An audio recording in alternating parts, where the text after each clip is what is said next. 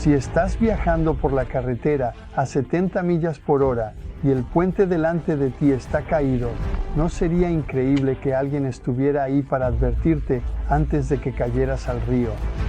Bueno, eso es exactamente lo que Jesús está haciendo en el capítulo 14 de Apocalipsis, versículos 6 al 12, que normalmente se llama el mensaje de los tres ángeles. Esta es la última advertencia de Jesús a un mundo perdido y moribundo, nuestra eterna depende de ello. Oremos. Padre en el cielo, por favor, haz que este mensaje sea claro mientras lo estudiamos. Oramos. En nombre de Jesús. Amén.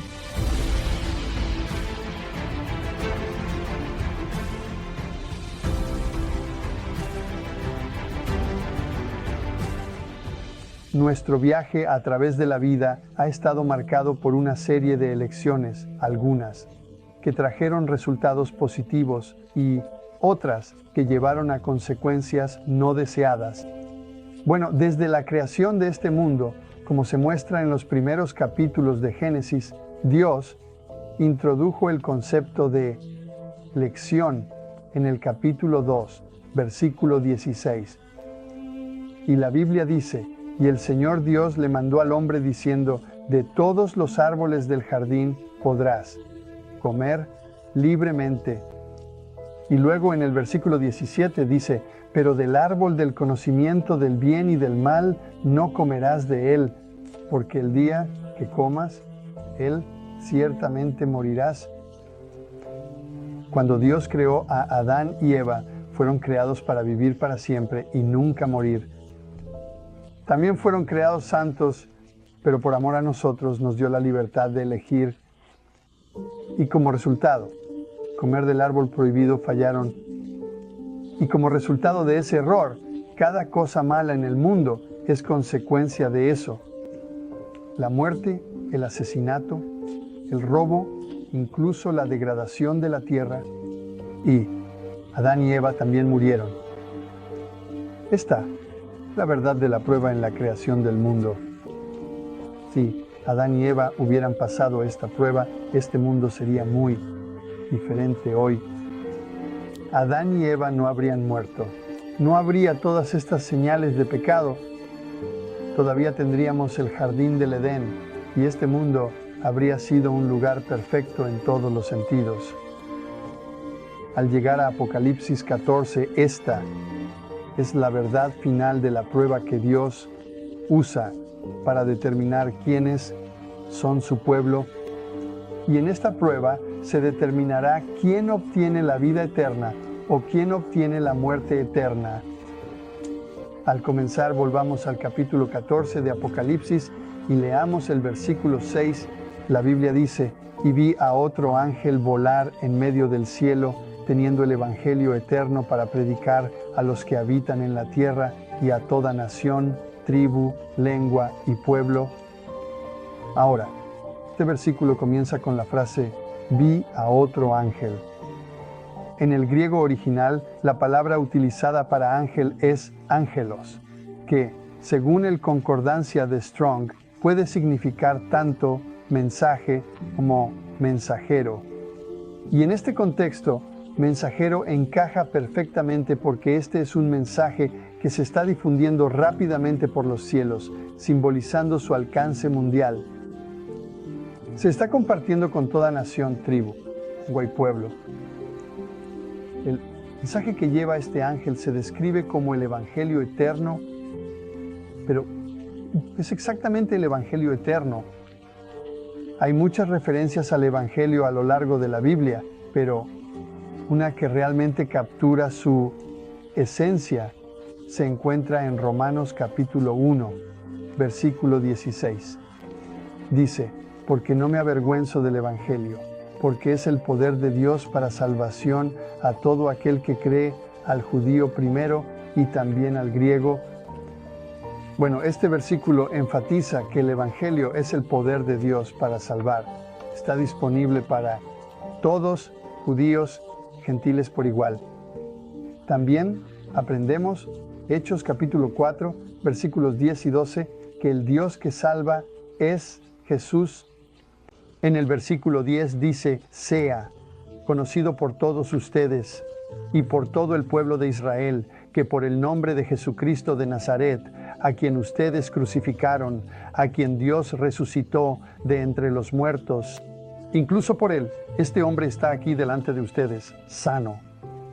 Luego, en el versículo 12 leemos, ni hay salvación en ningún otro, porque no hay otro nombre bajo el cielo dado a los hombres, por el cual debemos ser salvos. Así que Jesús es el único que puede traer salvación. Y según Apocalipsis 14:6, este mensaje del Evangelio, las buenas nuevas de Jesucristo, debe ser compartido con todo el mundo, dándole a todos la oportunidad de aceptarlo o rechazarlo. Este mensaje continúa en el versículo 7 y nos ayuda a identificar quién es este Dios. Comienza diciendo con voz alta lo que enfatiza que Dios quiere que este mensaje sea proclamado a todo el mundo. Y el primer mandamiento es temer a Dios. Bueno, según la concordancia de Strong, la palabra temer puede significar estar asombrado, reverenciar o honrar, pero veamos cómo la Biblia lo define. En Deuteronomio, capítulo 6, versículo 2, la Biblia nos dice que para que temas al Señor tu Dios y guardes todos sus estatutos y sus mandamientos que yo te mando, tú y tu hijo y el hijo de tu hijo, todos los días de tu vida, y para que tus días sean prolongados. Bueno, este versículo conecta el temor a Dios con guardar sus mandamientos. Veamos otro ejemplo en Deuteronomio capítulo 8, versículo 6, que dice, por tanto, guardarás los mandamientos del Señor tu Dios para andar en sus caminos y temerle. Una vez más, vemos el vínculo entre temer a Dios y la obediencia. Deuteronomio 13, versículo 4, añade aún más claridad. Caminarás tras del Señor tu Dios, y le temerás y guardarás sus mandamientos y obedecerás su voz, y le servirás y te apegarás a Él.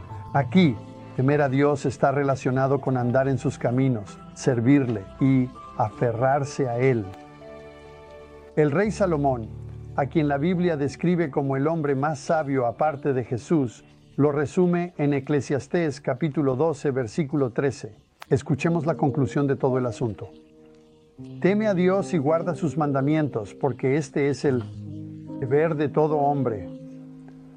Así que, a lo largo de las Escrituras, temer a Dios está consistentemente asociado con honrarlo a través de la obediencia a sus mandamientos. Esta es una parte clave del mensaje que se está difundiendo en Apocalipsis 14:7. Regresemos a Apocalipsis 14. La siguiente parte de ese versículo dice, da gloria a Él. Bueno, ¿cómo le damos gloria a Dios? Vamos a Lucas 17, donde encontramos una historia que ilustra esto de manera hermosa. En este pasaje, Jesús se encuentra con 10 leprosos que claman, Jesús, Maestro, ten misericordia de nosotros. En el versículo 14, Jesús les dice que vayan y se muestren a los sacerdotes, y mientras iban, fueron sanados. En el versículo 15, uno de los leprosos, al darse cuenta de que había sido sanado, volvió glorificando a Dios.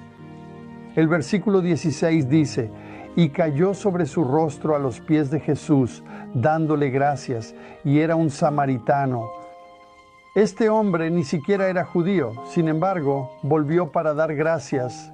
Jesús luego pregunta en el versículo 17, ¿no fueron 10 los que fueron sanados? ¿Pero dónde están los 9?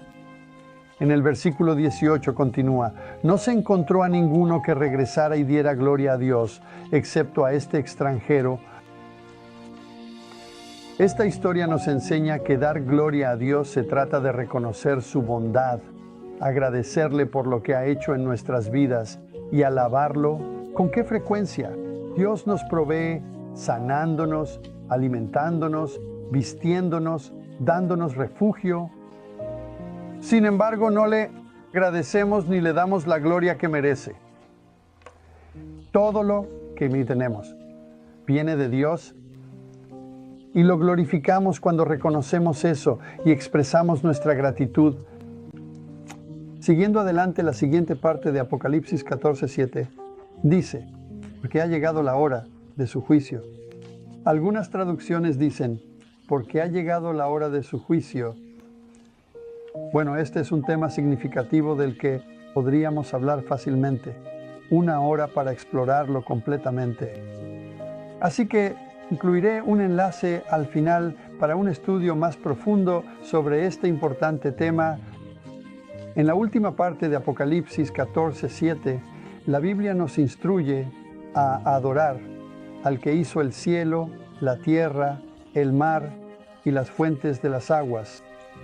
Bueno, este versículo es un llamado a adorar al Creador, al que hizo no solo el mundo, sino también a cada uno de nosotros. Este llamado a adorar al Creador se alinea estrechamente con Éxodo capítulo 20, versículo 11, que es parte de los 10 mandamientos. Dice, porque en 6 días el Señor hizo el cielo, la tierra, el mar y todo lo que en ellos hay. Y descansó el 7º día, por eso el Señor bendijo el día del sábado y lo santificó. Aquí vemos una conexión directa. Ambos pasajes enfatizan el papel del Creador en la creación de los cielos, la tierra y el mar. Y ambos destacan la importancia del sábado. Apocalipsis Spice Bridge Chapter esencialmente nos está señalando de vuelta al 4º mandamiento que santifica el sábado como un día de descanso y adoración. Este mandamiento sirve como un recordatorio del poder creativo de Dios y su derecho a nuestra adoración en el día que apartó. Al guardar el sábado, honramos a Dios como nuestro Creador y reconocemos su autoridad sobre todas las cosas. Regresemos a Apocalipsis 14 específicamente, el versículo 8, donde encontramos el mensaje del segundo ángel. La Biblia dice, y siguió otro ángel diciendo, ha caído Babilonia, aquella gran ciudad, porque ha hecho beber a todas las naciones del vino de la ira de su fornicación. Bueno, para entender este versículo, primero necesitamos aclarar qué o quién es Babilonia. El nombre Babilonia proviene de la palabra Babel, significa confusión.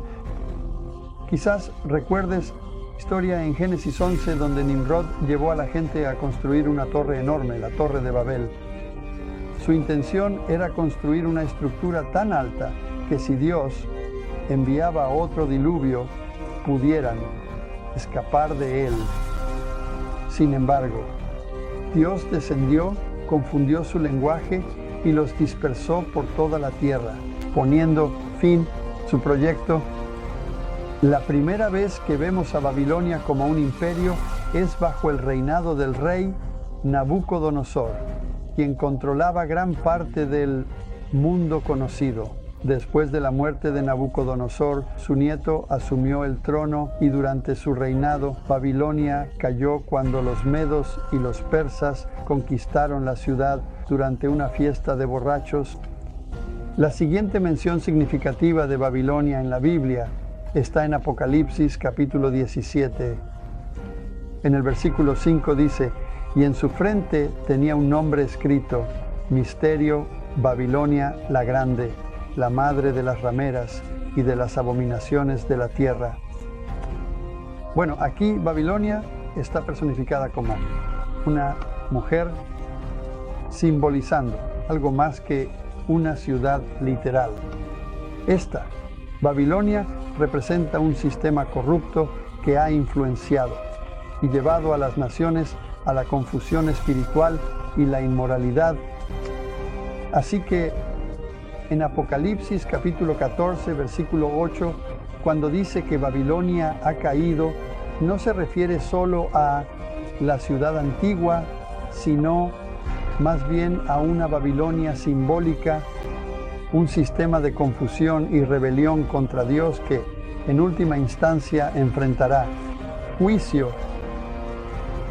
Para entender el libro de Apocalipsis, debemos recordar que Dios se lo reveló al apóstol Juan mientras estaba en prisión en la isla de Patmos. Las visiones fueron dadas en un lenguaje simbólico, y si alguna vez exploras el Apocalipsis, notarás que contiene bestias, dragones, marcas, mujeres y aguas. Si alguien intenta interpretar este libro, o incluso el libro de Daniel, usando fuentes que no sean la Biblia misma, sin duda llegarán a una conclusión incorrecta. Comencemos leyendo desde el inicio del capítulo 17 de Apocalipsis, versículo 1. Dice: «Y vino uno de los 7 ángeles que tenía las 7 copas, y habló conmigo diciendo: Ven aquí, y te mostraré el juicio de la gran ramera que está sentada sobre muchas aguas». El versículo 2 continúa: «Con quien los reyes de la tierra han cometido fornicación, y los habitantes de la tierra se han embriagado con el vino de su fornicación». Aquí se menciona a la gran ramera como sentada sobre muchas aguas.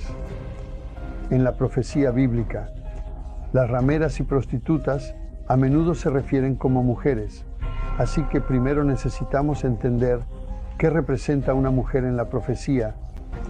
Comencemos con Jeremías, capítulo 6, versículo 2, donde la Biblia dice: «He comparado a la hija de Sión con una mujer hermosa y delicada». Entonces, ¿qué es Sión? Bueno, para entender esto, debemos comparar las Escrituras con las Escrituras. ¿Y qué es Sión?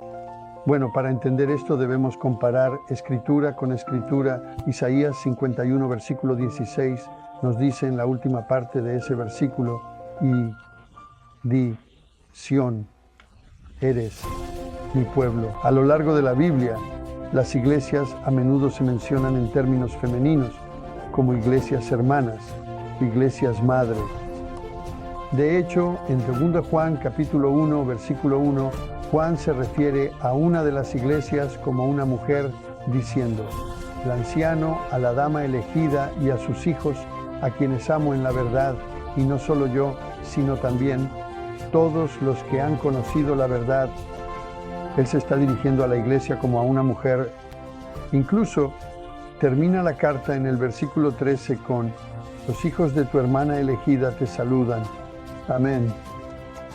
En el libro de Apocalipsis te encontrarás con 2 mujeres distintas. En Apocalipsis capítulo 12 hay una mujer vestida de sol, con la luna bajo sus pies y una corona de 12 estrellas en su cabeza. Se la describe como estando encinta, gritando en trabajo de parto. Esto representa a una mujer pura y hermosa, simbolizando la verdadera iglesia de Dios. Sin embargo, cuando llegamos a Apocalipsis 17, vemos una imagen muy diferente. Esta vez la mujer es una ramera. Esto debe simbolizar una iglesia apóstata. La mujer pura en el capítulo 12 representa la iglesia fiel de Dios, mientras que la ramera en el capítulo 17 de Apocalipsis representa una iglesia caída y corrupta. En el versículo 1 se menciona a la mujer sentada sobre muchas aguas, pero ¿qué representan estas aguas? El capítulo 17 de Apocalipsis, versículo 15, explica esto. Está diciendo que las aguas que viste, donde la ramera se sienta, son pueblos, multitudes, naciones y lenguas. Así que cada vez que se menciona agua, la profecía simboliza un área densamente poblada. Ahora, volviendo al versículo 2, dice que los reyes de la tierra han cometido fornicación con ella. Según el Concordancia de Strong, la palabra griega para fornicación, pornouio, significa practicar la idolatría. El versículo continúa diciendo: «Los habitantes de la tierra se han embriagado con el vino de su fornicación». Esto significa que ella ha embriagado al mundo con sus falsas enseñanzas espirituales. El versículo 3 describe cómo Juan fue llevado en el espíritu al desierto y vio a una mujer sentada sobre la bestia de color escarlata, con nombres de blasfemia, teniendo 7 cabezas y 10 cuernos. ¿Pero qué significa blasfemia en la Biblia? En Juan capítulo 10, versículo 33, Jesús fue acusado. de blasfemia porque afirmó ser Dios. Dado que Jesús es Dios, esta acusación no tenía fundamento. De manera similar, en Marcos capítulo 2, versículo 7, Jesús fue acusado de blasfemia por reclamar la autoridad para perdonar pecados, lo cual solo puede hacer Dios. Aunque se hicieron estas acusaciones de blasfemia, reconocemos que Jesús es de verdad Dios y tiene la autoridad para perdonar pecados. Amén. Así que el versículo 3 indica que esta iglesia corrupta está haciendo afirmaciones de divinidad y de la autoridad para perdonar pecados. A medida que avanzamos, ten esto en mente. El versículo también menciona que la iglesia tiene 7 cabezas y 10 cuernos. Y para entender mejor lo que esto significa, vamos a referirnos al capítulo 13 del Apocalipsis. En el capítulo 13 del Apocalipsis, versículo 1, describe una bestia que surge del mar con 7 cabezas y 10 cuernos, y los nombres de blasfemia escritos en sus cabezas. Esto debería sonar familiar porque refleja la descripción en el Apocalipsis 17. Sin embargo, es importante señalar que el Apocalipsis 13 se refiere a esta entidad como una bestia que surge del mar. Para entender lo que representa una bestia en la profecía, es importante comprender que la bestia es una bestia que está surgiendo del mar. Necesitamos volver a Daniel 7:17. Nos dice que las grandes bestias son 4 reyes que surgirán de la tierra. Y Daniel 7:23 aclara aún más que la 4ª bestia representa el 4º reino, la tierra. Así que en la profecía bíblica, una bestia simboliza un reino, poder o nación. Para identificar a qué bestia se refiere en el Apocalipsis 13 y 17, vamos a examinar el Apocalipsis 13 más de cerca en el versículo 1 del Apocalipsis 13.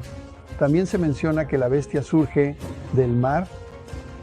En el simbolismo bíblico, el agua representa a los pueblos, multitudes, naciones, lenguas. Por lo tanto, esta bestia surge de una zona muy poblada. La bestia se describe como teniendo 7 cabezas.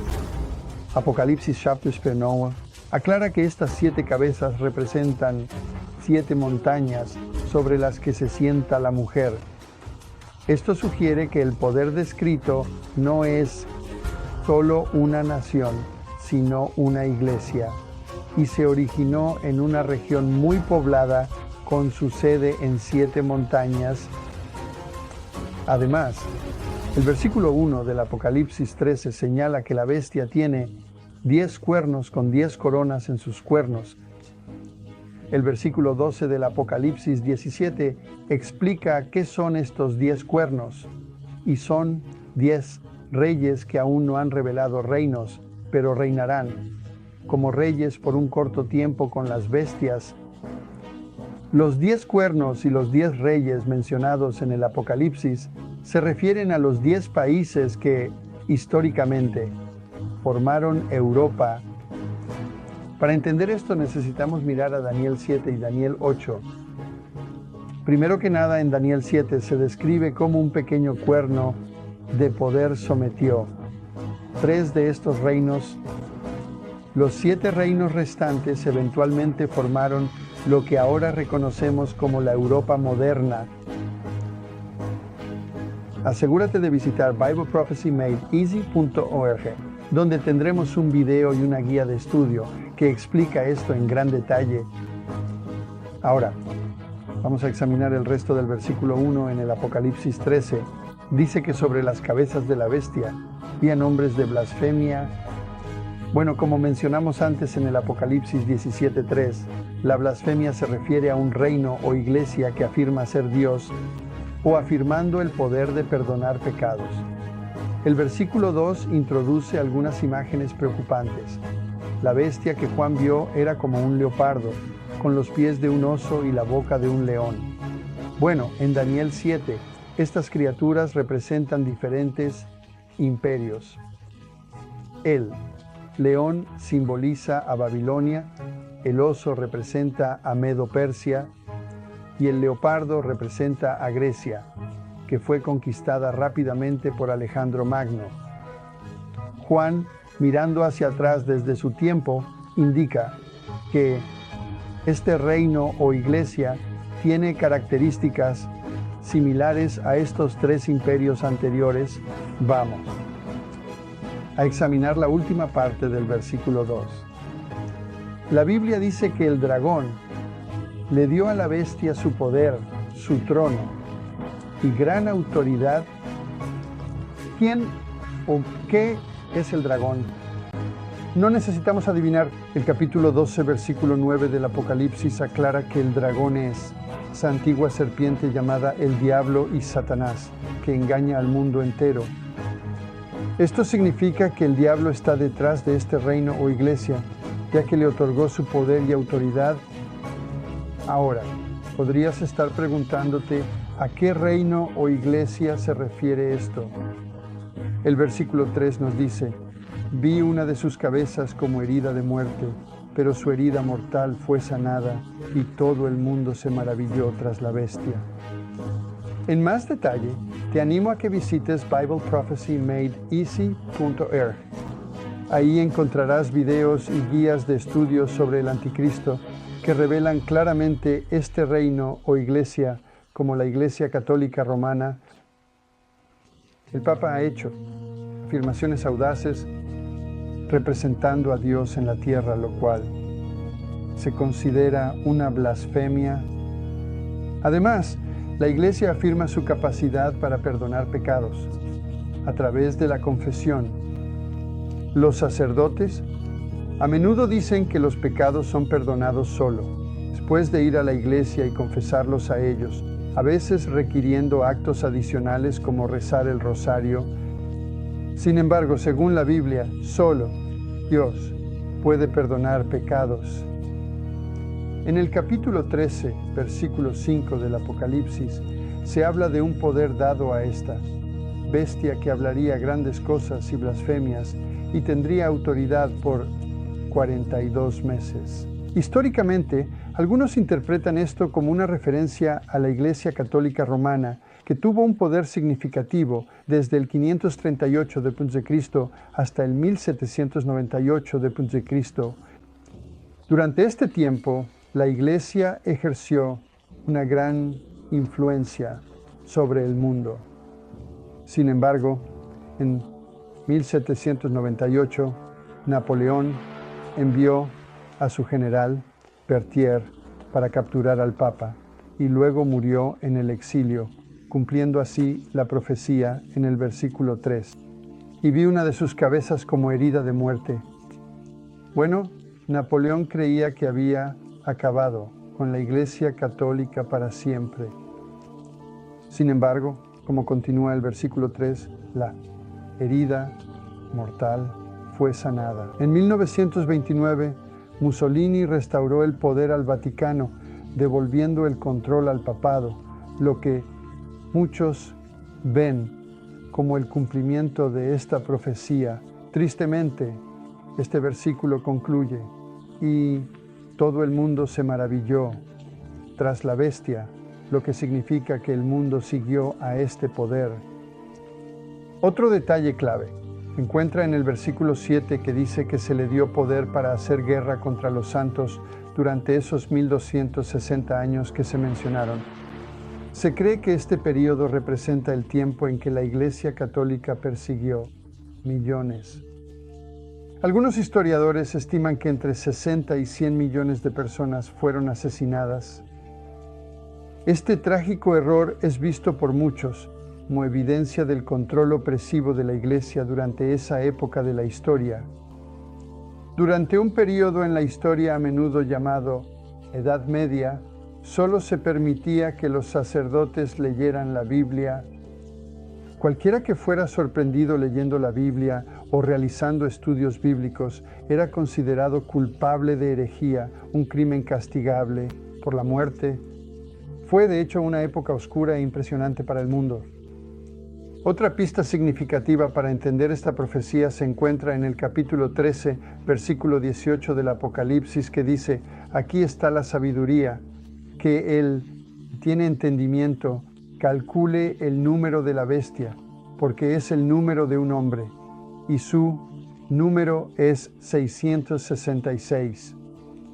Una interpretación sugiere una conexión con el título del Papa, Vicarius Philae Dei, que a veces se dice que está inscrito en uno de los sombreros del Papa. Cuando se convierten en números romanos, los números de Vicarius Philae Dei sumarán 676, por ejemplo, y cuenta como 1, B y U cuentan como 5, C cuenta como 100 y D como 500, y así sucesivamente. Cuando se suman estos valores, sumarán 666. Aunque esta interpretación ha sido debatida a lo largo del tiempo, refleja una perspectiva que busca vincular la profecía bíblica con figuras o instituciones históricas. Regresando a Apocalipsis 17, el versículo 5 dice: y en su frente tenía un nombre escrito, Misterio, Babilonia, la Grande. El versículo toma un término perturbador a medida que continúa. Dice la madre de las rameras y abominaciones de la tierra. La frase madre de las rameras implica que esta figura, Babilonia, tiene hijas, otros entes que están conectados a ella. En la profecía bíblica, la mujer a menudo representa a una iglesia, por lo tanto estas hijas son sin duda iglesias u organizaciones religiosas que siguen doctrinas o enseñanzas similares a las de la madre iglesia. Ya sean protestantes o católicos, estos grupos pueden estar preservando sin saber ciertas creencias y prácticas que se originaron en la madre iglesia, simbolizada como Babilonia. Este versículo sirve como un recordatorio serio. La influencia pervasiva y llegar a una enseñanza falsa que puede extenderse a través de muchos grupos religiosos diferentes en todo el mundo. En el capítulo 14 de Apocalipsis, versículo 8, leemos: Babilonia ha caído, ha caído. Es importante notar la repetición de caído dos veces. La primera caída se refiere a Babilonia alejándose de la verdad de Dios, simbolizando su corrupción espiritual. La segunda caída ocurre justo antes de que se imponga la marca de la bestia sobre el mundo, significando la caída final de Babilonia. El capítulo 17 de Apocalipsis ofrece más información sobre este evento, particularmente en el versículo 16, donde dice: y los 10 cuernos que viste. En la bestia, estos odiarán a la ramera, y la dejarán desolada y desnuda, comerán su carne, y la quemarán con fuego. Bueno, esta escritura sugiere que los mismos poderes que una vez apoyaron a Babilonia, simbolizando iglesia corrupta, eventualmente se volverán en su contra. El mundo se dará cuenta de que ha sido engañado por esta iglesia, pero para entonces será demasiado tarde. La destrucción de Babilonia será inevitable. Juicio por haber engañado a las naciones. Esto nos lleva al mensaje del tercer ángel en Apocalipsis 14:9. El pasaje comienza: y el tercer ángel lo siguió, diciendo a gran voz. Bueno, esto indica que el mensaje es poderoso y se difundirá por todo el mundo. El mensaje advierte: sí, algún hombre adora a la bestia y a su imagen y recibe su marca en la frente o en su mano. El versículo 10 continúa con la solemne advertencia: los mismos beberán del vino de la ira de Dios, que se derrama sin mezcla en la copa de su indignación, y será atormentado con fuego y azufre en presencia de los ángeles santos y en presencia del Cordero. Esto describe el severo juicio para aquellos que eligen adorar a la bestia y aceptar su marca. La marca en su frente o en su mano simboliza una elección. La frente representa la mente donde se forman las decisiones y creencias, mientras que la mano simboliza las acciones. Esta marca indica ya sea un acuerdo mental, una participación activa en un sistema de la bestia. El mensaje del tercer ángel es una clara advertencia al mundo para evitar seguir o alinearse con este poder, ya que hacerlo trae consecuencias severas y eternas. ¿Sabías que Dios también tiene una marca? Vamos a explorar qué es la marca de Dios, volviendo a Ezequiel capítulo 20 y leyendo el versículo 12. La Biblia dice: además, les di mi sábado como una señal entre mí y ellos, para que supieran que yo soy el Señor que los santifica. La palabra santificar significa hacer santo, y Dios está diciendo que el sábado es la señal o marca que muestra que Él es quien nos hace santos. Interesante, si buscas la palabra señal en el Concordancia de Strong, otra palabra para eso es marca. Así que aquí Dios nos está diciendo que dio el sábado como una marca entre Él y su pueblo, significando que Él es quien los santifica. En el versículo 20 dice: y santificad mis sábados, y serán una señal entre mí y ustedes, para que sepan que yo soy el Señor su Dios. Dios nos dio el sábado en el séptimo día de la creación para que lo mantuviéramos santo, para que supiéramos que Él es nuestro Señor. Este sábado, establecido mucho antes de que existiera un judío, también se enfatiza en los 10 mandamientos, especialmente en el 4.º mandamiento, que comienza con la palabra recuerda. Es notable que el mandamiento más largo, que comienza con recordar, es el que tantas personas han olvidado. El sábado es una señal del poder santificador de Dios y un recordatorio de su autoridad como creador. Regresemos a Apocalipsis 14, donde se describe la marca de la bestia siendo colocada en la frente o en la mano. ¿Sabías que Dios también tiene una marca o sello en la frente? En el capítulo 7 de Apocalipsis, versículos 2 y 3, dice: y vi a otro ángel que subía del oriente, teniendo el sello del Dios vivo. Y él clamó con gran voz a los 4 ángeles, a quienes se les dio el poder de dañar la tierra y el mar, diciendo: no dañen la tierra, ni el mar, ni los árboles, hasta que hayamos sellado a los siervos de nuestro Dios en sus frentes. Observa que el sello de Dios solo se coloca en la frente, representando una marca de lealtad y fe en la mente. Este sello significa que la persona pertenece a Dios y es santificada por Él. Ahora, comparando esto con la marca de la bestia, en Apocalipsis 14:9, vemos que puede ser colocada tanto en la frente como en la mano. ¿Qué representa la mano en la Biblia? Bueno, el capítulo 9, versículo 10 de Eclesiastés dice: todo lo que te venga a la mano para hacer, hazlo con todas tus fuerzas. Así que la mano, por lo tanto, simboliza tus acciones o obras. En contraste, el sello de Dios está solo en la frente, simbolizando una elección y creencia consciente. Sin embargo, la marca de la bestia puede estar en la frente, representando creencia, o en la mano, representando acciones, lo que significa que las personas podrían seguir a la bestia, ya sea aceptando su autoridad mentalmente o a través de sus acciones, incluso si no creen completamente.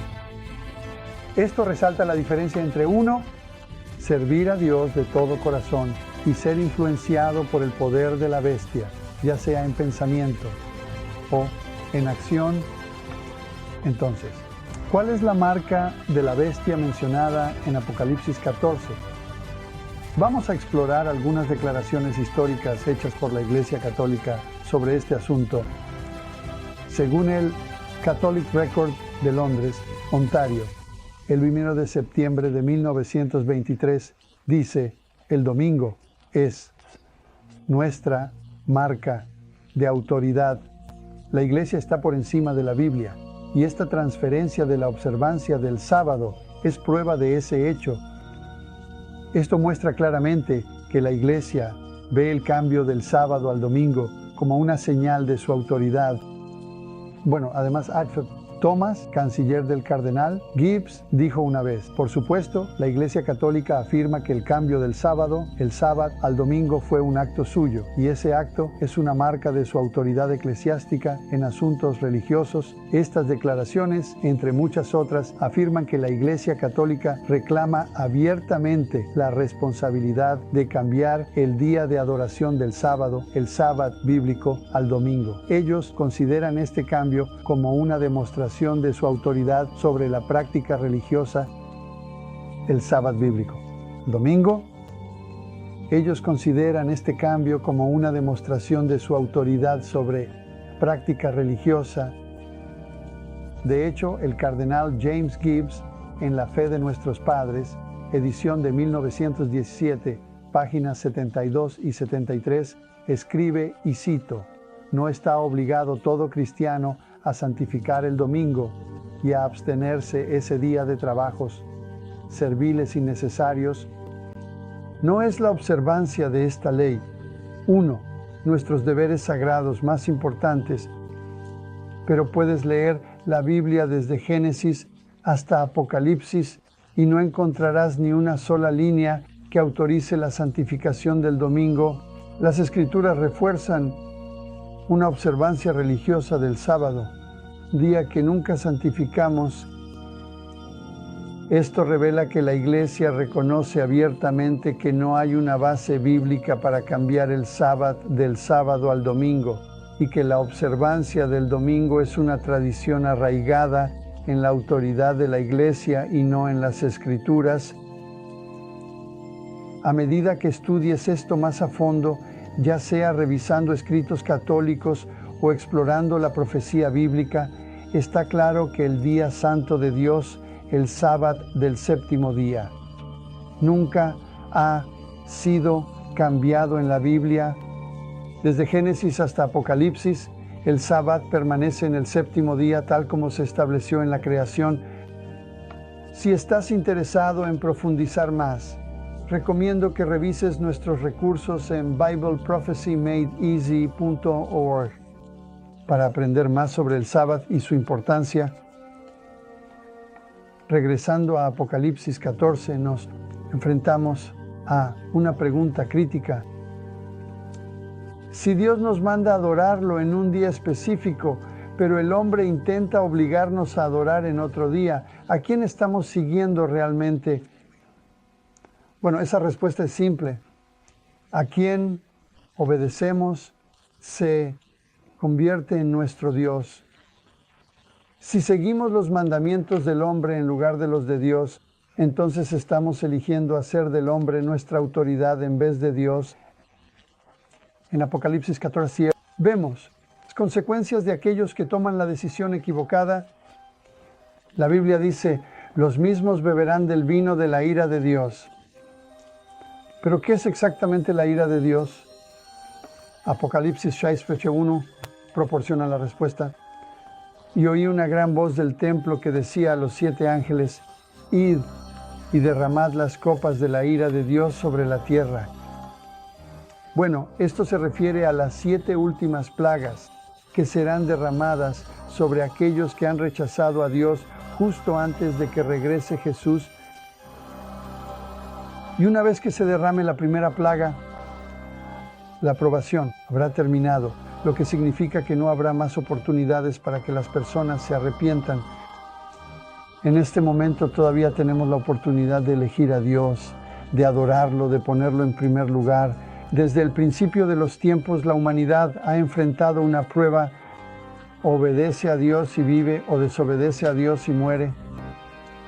Lamentablemente, nuestros primeros padres fallaron en esa prueba, trayendo 6,000 años de sufrimiento y tragedia al mundo. Pero Dios terminará la historia de esta tierra con otra prueba. Todo lo que pide es que lo temamos, que guardemos sus mandamientos y que lo adoremos como creador de los cielos, la tierra, el mar y las fuentes de agua.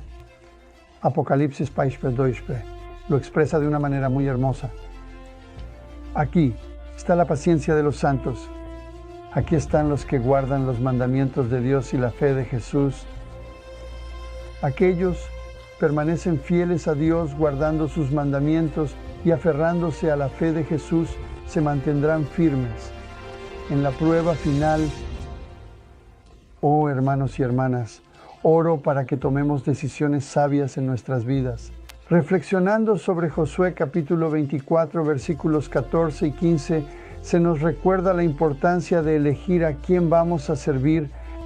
El versículo 14 dice: Ahora pues temed al Señor, servidle con sinceridad y en verdad, y quitad de entre vosotros los dioses a los que sirvieron vuestros padres al otro lado del río y en Egipto. Servid al Señor, y si les parece mal servir al Señor, elijan hoy a quién van a servir, ya sea a los dioses a los que sirvieron sus padres al otro lado del río, o a los dioses de los amorreos en cuya tierra habitan. Pero en cuanto a mí y a mi casa, serviremos al Señor. Este pasaje nos llama a hacer una elección deliberada sobre a quién vamos a servir. La elección es entre el verdadero Dios y cualquier otra influencia o dioses que puedan alejarnos. Resolvámonos, como lo hizo Josué, a servir al Señor con sinceridad y verdad, y que esta sea nuestra elección hoy. Y cada día oremos. Padre en el cielo, te alabamos y te agradecemos por darnos esta gran advertencia. Ayúdanos, Padre, a elegirte. Oramos en el precioso nombre de Jesús. Amén. Dios los bendiga a todos.